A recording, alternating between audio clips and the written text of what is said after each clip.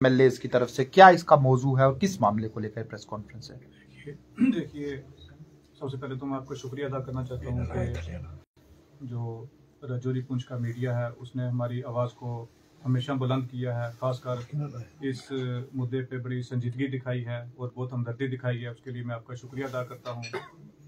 हमने जो कुछ पिछले 1-1.5 महीने में हमने झेला है, जो देखा है, जो सिस्टम में पैरालिसिस है, जो लूप होल हैं, उनको हाईलाइट करने के लिए हमने ये आज प्रेस कॉन्फ्रेंस बुलाई है कि जो रजौरी पुंछ में जो हमें दिक्कत आ रही है, खासकर हेल्थ इंफ्रास्ट्रक्चर को लेके, क्योंकि जो गवर्नमेंट मेडिकल कॉलेज है या जो हेल्थ का सिस्टम है वो हमारी ज़िंदगी और मौत के साथ जुड़ा हुआ है, उसमें जो लूप होल हैं उनको दूर करने की ज़रूरत है। और इस मुद्दे को सरकार ने कितनी संजीदगी से देखा है, उसमें एलजी इंतज़ामिया हो या यूनियन गवर्नमेंट हो या हमारी जो सिविल गवर्नमेंट है, उनका क्या रोल रहा है, क्या रिस्पांस होना चाहिए था, वो रिस्पांस हमें क्यों नहीं मिला है। उसी के लिए आज हमारे ये जो मेरे साथी हैं, हमारे जो सीनियर साथी हैं, मुजफ्फर खान साहब हैं और इफ्तिखार साहब हैं, ये भी आज यहाँ पे आए हैं और इसी पे हमने चर्चा की है और हम इसको हाईलाइट करना चाहते हैं। सबसे पहले हमारा ये मुद्दा है कि हमारे जो जीएमसी रजौरी है, इसका हेल्थ इंफ्रास्ट्रक्चर को इसको स्ट्रेंथन करने की ज़रूरत है। 62% स्टाफ जो है जीएमसी रजौरी में नहीं है। 62% स्टाफ लेस पे जो है, चाहे वो डॉक्टर हों या फिर पैरामेडिकल स्टाफ हो, 62% स्टाफ लेस पे चल रहा है।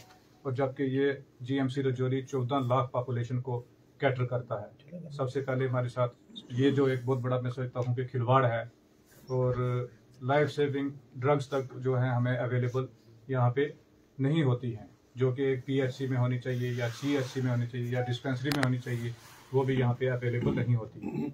इसके साथ साथ मैं जीएमसी मेडिकल रजौरी की जो टीम है, डॉक्टर्स की टीम है, जिन्होंने पेशेंट्स को ट्रीट किया, इनिशियल ट्रीटमेंट दिया और इस महामारी में हमारे साथ खड़े रहे, मैं उनका शुक्रिया अदा करता हूँ कि उन्होंने बड़ी सिंसियरिटी से काम किया।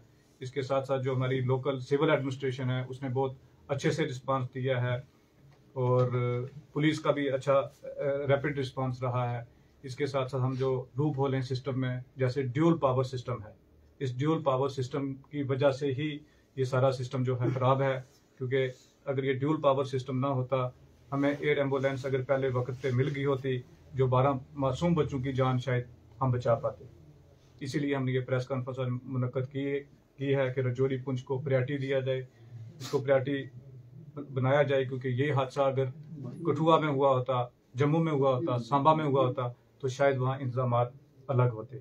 मैं एक लेजिस्लेचर हूँ और मैं 3 दिन 4 दिन मैंने हर एक दरवाज़ा खटखटाया है कि इनका अच्छा ट्रीटमेंट होना चाहिए। जो पेशेंट बडाल से लाए गए हैं, इनको पीजीआई चंडीगढ़ लेके जाना चाहिए, इनको एम्स में लेके जाना चाहिए, लेकिन इस ब्यूरोक्रेटिक सेटअप में हमारी कहीं सुनवाई नहीं हुई है।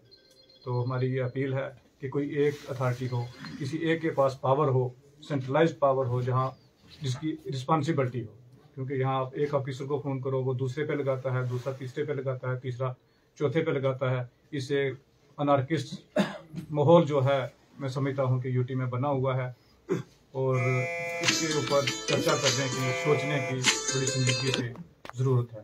अब मैं अपने बाकी साथियों को मौका देता हूँ कि वो भी अपने ख्यालात रखें। सर माइक पास, सर माइक चल जाएगा यार, इतनी आवाज कवर कर लेता है। हाँ ये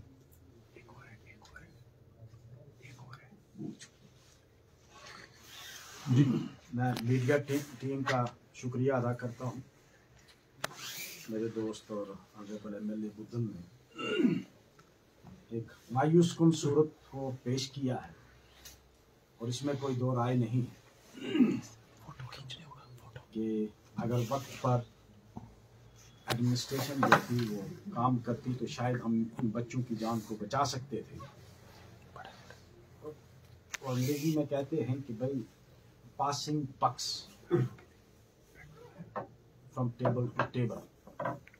मेरी अभी ऑनरेबल एमएलए से बात हुई, उन्होंने कहा मैं एक को कहता था, वो कहता था दूसरे से बात करो, उसको कहता था तीसरे से बात करो। और ये जो ड्यूल सिस्टम है इसने क्रिपल करके रख दिया है।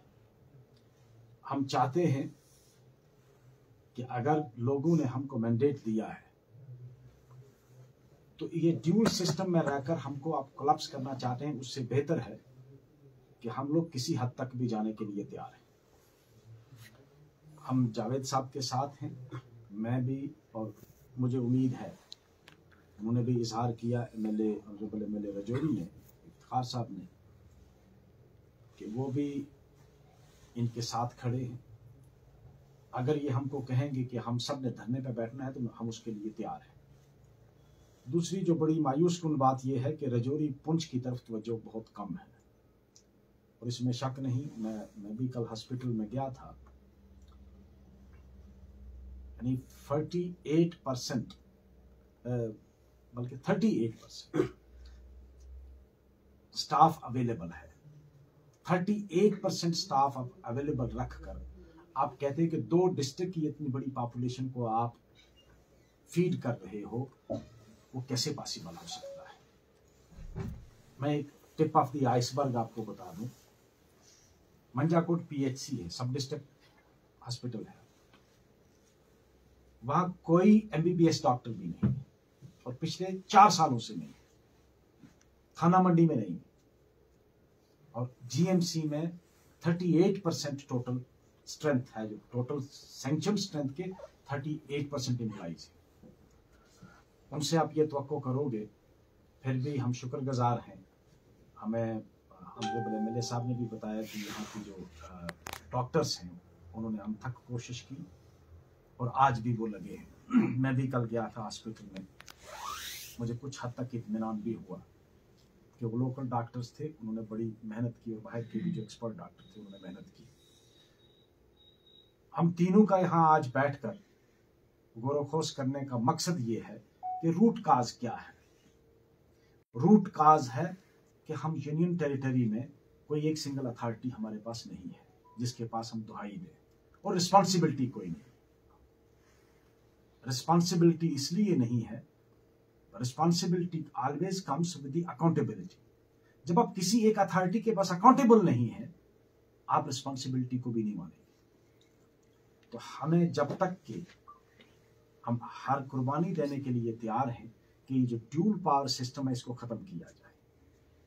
अगर आपको रिस्पॉन्सिबिलिटी किसी एक को नहीं लेनी है, आप शिफ्ट करेंगे, एलजी एडमिनिस्ट्रेशन इल्जाम देगी सिविल एडमिनिस्ट्रेशन पे, सिविल एडमिनिस्ट्रेशन इल्जाम देगी एलजी पे, तो पिसेंगे हम लोग, हमारी आवाम पिसेगी, पब्लिक पिसेगी। पब्लिक ने इसलिए मैंडेट नहीं दिया था कि हमारी कैबिनेट के पास इख्तियार न हो। हम इसके खिलाफ एहतजाज भी करेंगे, और इसके खिलाफ अगर कोई हमको और कुर्बानी देनी पड़ी तो हम अपने लोगों के लिए देंगे। हम आपकी वसातत से, जितने भी आप मीडिया के हजरात यहाँ हैं, हम ये गुहार लगाना चाहते हैं कि रजौरी पुंछ को इस तरह आप नेगलेक्ट मत करो, और अपनी ईगो क्लैश में हमारी आवाम को मत कुचलो। अगर ये ईगो क्लैश ना होती, ऑनरेबल एमएलए साहब ने जिस तरह मुझे बताया, हम बहुत सारी जानों को बचा सकते थे। डिस्ट्रिक्ट एडमिनिस्ट्रेशन ने बहुत अच्छा काम किया, हम मीडिया के थ्रू भी सुन रहे हैं। यहाँ के हॉस्पिटल के मुलाजमीन ने अच्छा काम किया, लेकिन एयरलिफ्टिंग में इतनी प्रॉब्लम क्यों आई? यहाँ से जब आपने पेशेंट को शिफ्ट किया चंडीगढ़ के लिए, चंडीगढ़ आप भेज नहीं रहे हैं, क्यों? वजह क्या है उसकी? उसके पीछे किसका? Who is responsible? irrespective of his cadre, irrespective of his status, irrespective of his position, he must be taken to task. कोई कितना बड़ा क्यों ना हो, जिसने भी उन लोगों को जाने से रोका। ऑनरेबल एमएलए साहब ने अपने एफर्ट्स के थ्रू डायरेक्ट चंडीगढ़ में बात करके अगर बेड्स अवेलेबल किए, एडमिशंस के लिए तैयारी की, तो पेशेंट्स को शिफ्ट क्यों नहीं किया गया? और पेशेंट्स को 1 घंटा डिले करके एम्बुलेंस क्यों भेजी गई?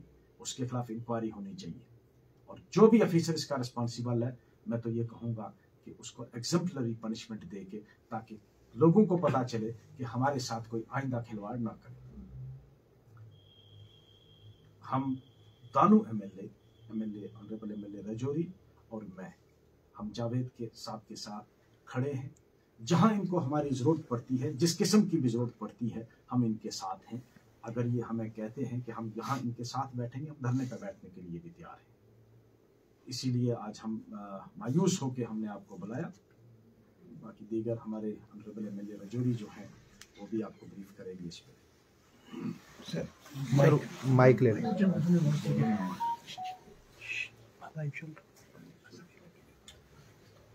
आज जो हमारी जॉइंट प्रेस कॉन्फ्रेंस है जिसमें जावेद साहब ने बात रखी और मुजफ्फर साहब ने एमएलए थना मंडी उन्होंने भी बात रखी।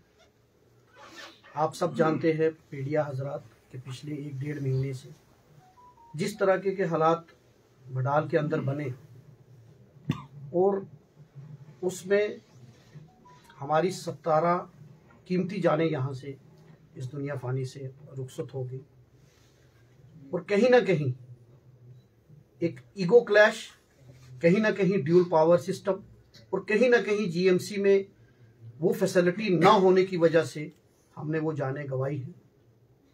जिस तरीके से ऑनरेबल एमएलए थना मंडी और जावेद साहब ने बताया कि अगर यहाँ एमआरआई की फैसिलिटी होती तो पेशेंट्स को शिफ्ट नहीं करना पड़ता जम्मू के अंदर या चंडीगढ़ के अंदर। हमारे पास 38% अगर स्टाफ है तो आप समझ सकते हैं कि हमारे हेल्थ सिस्टम कितना वीक है। हमने जब असेंबली के अंदर भी जब मैंने फर्स्ट मेरी स्पीच हुई वहाँ भी हमने जीएमसी का इशू उठाया, लेकिन जिस तरीके से एमएलए जावेद साहब ने डोर टू डोर हर जगह घूमे, हर जगह इन्होंने पर्सनल एफर्ट्स लगाए, लेकिन सियासत इतनी हावी होगी कि एक इंसान की जिंदगी से ज्यादा उनको अपनी पर्सनल ईगो ज्यादा इंपॉर्टेंट थी। इसीलिए यहां से एयरलिफ्ट हुए पेशेंट, लेकिन जम्मू से आगे चंडीगढ़ वो एयरलिफ्ट नहीं हो सके। मैं आज आपके माध्यम से केंद्र सरकार से ये कहना चाहता हूं कि हमें, हमारा हिली एरिया है, हमें यहाँ एक एयर एम्बुलेंस परमानेंट, क्योंकि अभी भी ये क्राइसिस ओवर नहीं हुआ। ऑल्दो कुछ हद तक अल्लाह का शुक्र है कि 3-4 दिन से कोई इस तरीके की कैजुअलिटी नहीं हुई, लेकिन अभी भी रूट काज क्या बीमारी का है, क्यों ऐसी मौतें हुई हैं, उसका अभी खुलासा नहीं हुआ। हम दुआ करते हैं कि इस तरीके का ना हो, लेकिन खुदा ना खास्ता अगर कोई इस तरीके की प्रॉब्लम हो जाती है तो आगे हम फिर उसको एयरलिफ्ट करने में क्या करेंगे। ये तो चलो पर्सनल एफर्ट्स किए इन्होंने, लेकिन एक यहाँ एयर एम्बुलेंस हो। दूसरा, मैं आज इस माध्यम से कहना चाहता हूं कि जिस तरीके से इन्होंने कहा कि अगर यही इंसिडेंट जम्मू के अंदर होता या यही इंसिडेंट कश्मीर के अंदर होता तो किस तरीके से वो एकदम पूरा सारे इकट्ठे हो जाते। आज रजौरी पुंछ एक गरीब लोग मारे गए और किसी ने इसकी तरफ सुध नहीं ली। हालांकि स्टेट गवर्नमेंट 2 मिनिस्टर्स पहले सकीना अटू जी भी ने भी विजिट की, जावेद राणा साहब ने भी की, चीफ मिनिस्टर साहब ने भी की, लेकिन जब एम्बुलेंस देने की टर्न आई तब यहाँ एयर एम्बुलेंस नहीं दी गई। मैं आज आपके माध्यम से ये कहना चाहता हूं जावेद साहब को कि हम बिल्कुल एक पेज पर हैं। इससे पहले भी जब भी हमारी बात होती रही हमने इस मसले पे पूरी जानकारी एक दूसरे से बात शेयर करते रहे, लेकिन आज हमें जरूरत, जब हमने इनकी प्रेस कॉन्फ्रेंस, इनकी बेबसी देखी तो हमें लगा कि ये आज ये एक मुद्दा सिर्फ बडाल का नहीं है, ये हमारे रीजन के लोगों की जिंदगी का मुद्दा है। और खासकर अगर हम एक प्लेटफॉर्म पर आकर अपनी बात नहीं रखेंगे तो आने वाले दिनों में कोई भी हमें प्रॉब्लम आएगी तो उसको हम किस तरीके से फेस करेंगे।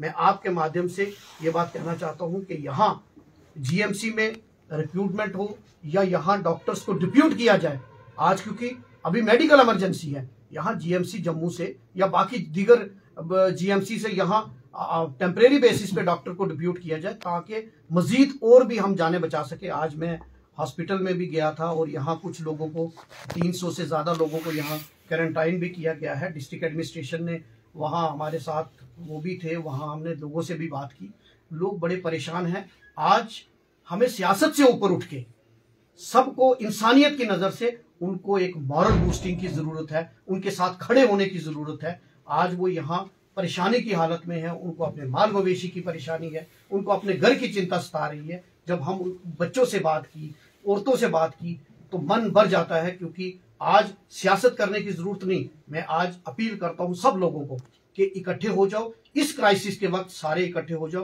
पार्टी पॉलिटिक्स से ऊपर उठ के समाज इकट्ठा हो जाए ताकि हम इस मुश्किल घड़ी में उनके साथ कंधे से कंधा मिलाकर खड़े रहें और आने वाले दिनों के लिए, क्योंकि अभी भी ये सिचुएशन, क्योंकि अल्लाह का शुक्र है कि 2-3 दिन से कंट्रोल है, लेकिन अभी भी पता नहीं चला, इसलिए हमें इसके लिए और तैयारी करनी है। और मैं एडमिनिस्ट्रेशन से भी कहूंगा, क्योंकि उनका बहुत अच्छा रोल रहा, डॉक्टर ने भी, जीएमसी के जो प्रिंसिपल हैं भाटिया साहब और उनकी टीम ने बहुत अच्छा काम किया। आज मैंने हॉस्पिटल भी विजिट किया, लेकिन मैं स्टेट गवर्नमेंट पे, पर्टिकुलरली एलजी एडमिनिस्ट्रेशन है यहाँ, और दिल्ली केंद्र सरकार से कहूंगा कि खुदारा इसको टेस्टिंग लेबोरेटरी मत बनाओ, इसको सिर्फ जमीन के हिसाब से मत देखो, इसको लोगों के हिसाब से देखो, और लाशों पे सियासत मत करो। सियासत जब चुनाव आएगा तब करना, आज इंसानियत की नजर से देखो, और यहाँ जो हमें रिक्वायर्ड हेल्प है वो दे, ताकि इन लोगों की जानों को बचाया जाए। सरकार साहब, आपने ड्यूल पावर सिस्टम की बात की, कहीं ना कहीं ड्यूल पावर सिस्टम का खामियाजा इस रजौरी पुंछ की आवाम को भुगतना पड़ रहा है, क्योंकि अगर इसी तरह ये सिलसिला जारी रहा तो क्या अगर एम्बुलेंसेज ना मिल सकी तो आप नेक्स्ट आपका जो स्टेप है वो क्या रहेगा? देखिए, जिस तरीके से ड्यूल पावर सिस्टम की हमने इसलिए बात की, तीनों एमएलएज ने ये बात की, क्योंकि जब यहां से एयरलिफ्ट हुए पेशेंट तो जम्मू, जावेद साहब ने चंडीगढ़ बात करके वहां बेड भी अरेंज कर दिया, वेंटिलेटर भी अरेंज कर दिया। क्या रीजन था कि यहां से एयरलिफ्ट जम्मू तक हो गई, लेकिन जम्मू से चंडीगढ़ एयरलिफ्ट नहीं हुआ। तो ये कहीं ना कहीं ड्यूल सिस्टम, एक ऑफिसर दूसरे पे लगाता है, दूसरा ऑफिसर तीसरे पे लगाता है। आज क्या किसी की जान से ज्यादा कीमती है? ये कोई चीज इंपॉर्टेंट ज्यादा हो सकती है? और अकाउंटेबल कौन है? आज अगर जो किसी की जान चलेगी तो अकाउंटेबल कौन है? तो अगर एक ऑनरेबल एमएलए, जो इलेक्टेड एमएलए है, लोगों का मैंडेट लेकर, वो अगर एक किसी ऑफिसर को बोलता है कि भाई मैंने अरेंज कर लिया, आप उसको शिफ्ट कीजिए, एयरलिफ्ट करना कौन सी बड़ी बात है? अगर सरकार चाहती, यहां से अगर जम्मू एयरलिफ्ट हो सकता है तो जम्मू से चंडीगढ़ एयरलिफ्ट होने में क्या दिक्कत है? तो यही है ब्लेम गेम, एक दूसरे पे लगा रहा, दूसरा तीसरे पे। इसमें हम बिल्कुल एक प्लेटफॉर्म है, irrespective of party. Rajouri Poonch ये रीजन है, ये कोई भी हो, हम ये क्लियर उनको वार्निंग देना चाहते हैं, अब डिस्क्रिमिनेशन बर्दाश्त नहीं किया जाएगा और लाशों के ऊपर हम सियासत नहीं करने देंगे।